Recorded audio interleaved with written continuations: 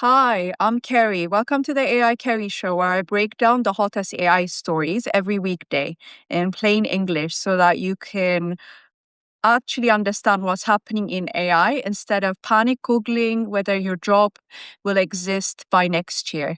I'm not here to hype AI like it's magic. I'm just here to tell you to unplug the internet. Joking. Move to the woods. No, not really. I'm here to give you context, common sense, and occasionally a raised eyebrow when things get a little bit unhinged. Let's start for the first story of the day. And this one personally offended me before I had my first cup of tea.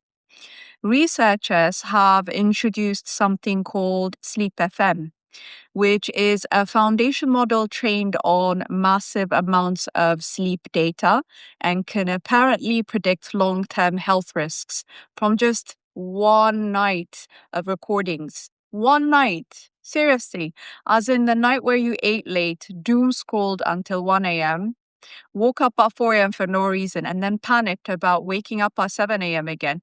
That night, according to Sleep FM, that one chaotic night might be enough to tell you about your future health.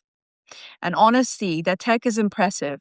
It looks at breathing, movement, heart rate patterns, and subtle signals we can't consciously detect. But my immediate reaction was absolutely not. I refuse to be judged by a single night of sleep when my mattress still hasn't emotionally recovered from so many years. Jokes aside, this is actually a huge deal. Sleep FM isn't just tracking whether you slept well or badly, it's finding correlations between short term sleep signals and long term risks like cardiovascular disease, metabolic issues, and neurological decline. That's powerful. Means early warning signs. It could become dramatically better. Doctors could spot problems before symptoms even show up. Healthcare could shift from reactive to preventative. But here's my take.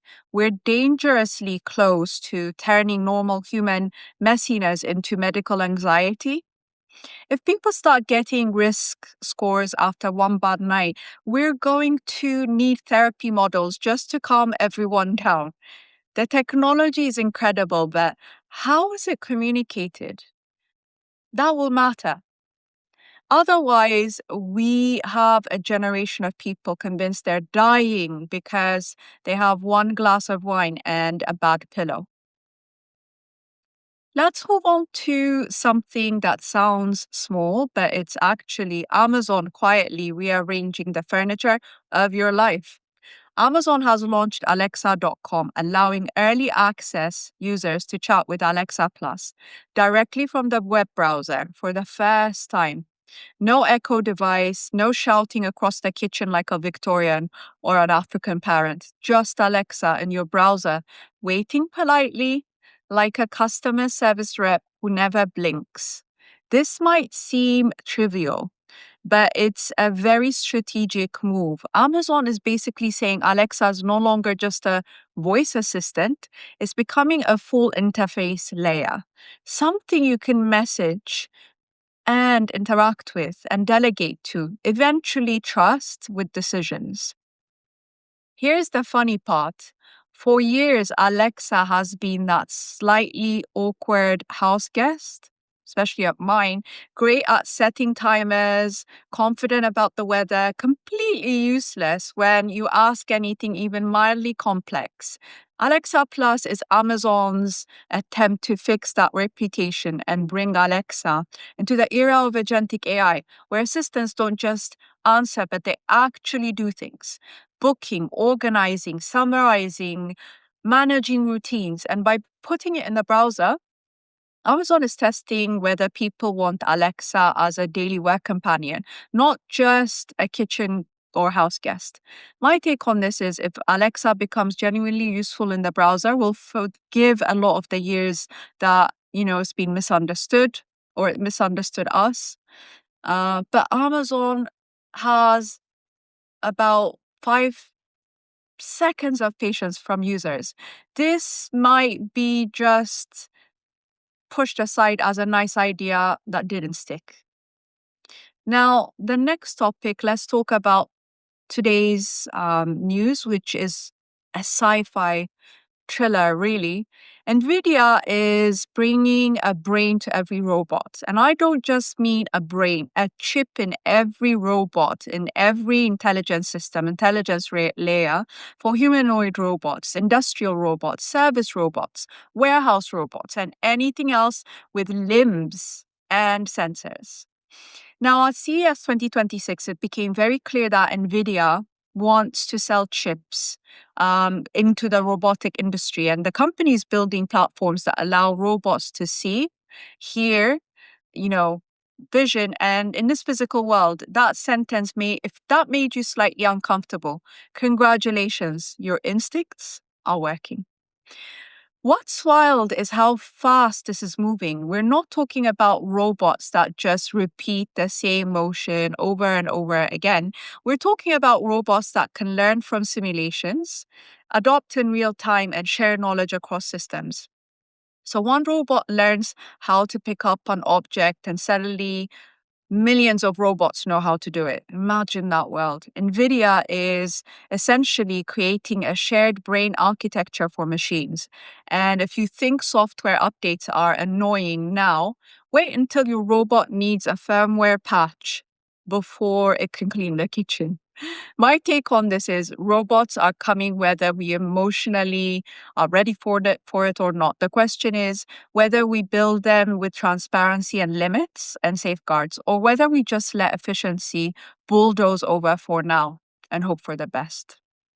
CES 2026 really hammered that home, from humanoid robots that can work, balance, and interact in increasingly human ways to Meta's new super hearing tool, if you haven't heard about it. It can isolate voices in noisy environments, frankly spooky, very spooky. AI is moving off the screen and into the world.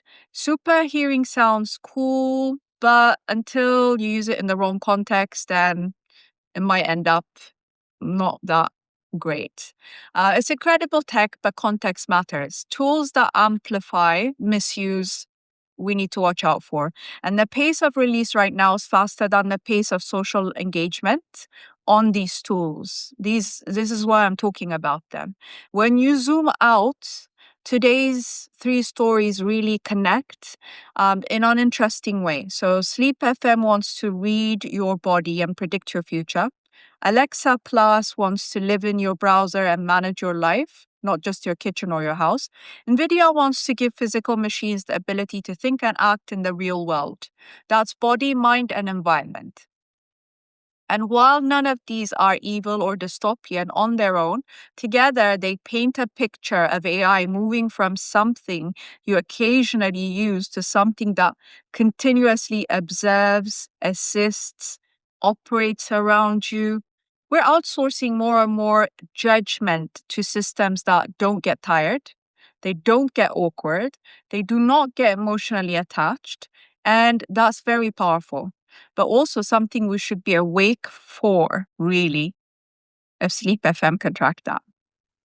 So here's my advice. Today, if you are a founder or operator, don't just ask, can we use this? Ask, what does this change about human behavior? If you're a consumer, don't panic. But don't disengage either. Learn enough to know what's happening around you. And if you wake up tomorrow after a terrible night's sleep, please remember that one bad night does not define your destiny, no matter what the model says. AI is getting smarter, faster, and more embodied by the week. But we still get to decide how much authority we hand over and how much responsibility we keep for ourselves.